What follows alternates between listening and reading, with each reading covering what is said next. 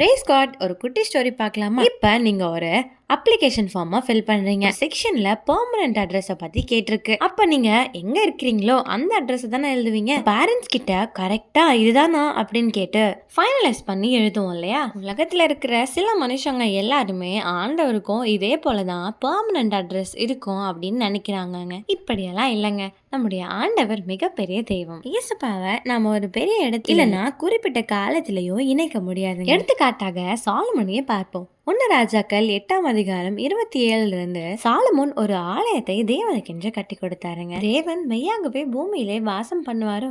இதோ வானங்களும் வானாதி வானங்களும் உம்மை கொள்ளாதே, நான் கட்டின இந்த ஆலயம் எம்மாத்திரம் என்று கேள்வி கேட்கிறாருங்க. ஆண்டவர் நமக்கு இது எல்லாமே கொடுத்தாரு. செல்வம், இந்த உலகத்துல நம்ம எதெல்லாம் பார்க்கலையோ, எதெல்லாம் இன்னும் எக்ஸ்பீரியன்ஸ் பண்ணலையோ அதெல்லாம் ஆண்டவர் நமக்கு கொடுத்தாருதான். ஆனா இதையும் பார்க்கிலும் பரலோகத்துல இருக்கிற ஆண்டவர் பெரியவர் என்று சாலமோன் நீங்க சொல்றாருங்க. ஏசுப்பாவை அறியாத மற்றவர்களை போல நாமளும் ஏசுப்பா எனக்கு தெரியல, நான் உணர முடியல அப்படின்னு சொல்லாம யாரு போனா என்ன, யாரு வந்தா என்ன, ஏசுப்பா மட்டும் எந்த ஒரு மனுஷனை போலவும் மாறாம என் கூடயே இருக்காருன்னு விசுவாசமா இருங்க. என்ன இடத்துலயோ எந்த நேரத்திலயும் ஆண்டவர் நம்ம கூட தான் இருக்காரு. நம்புங்க. God bless you.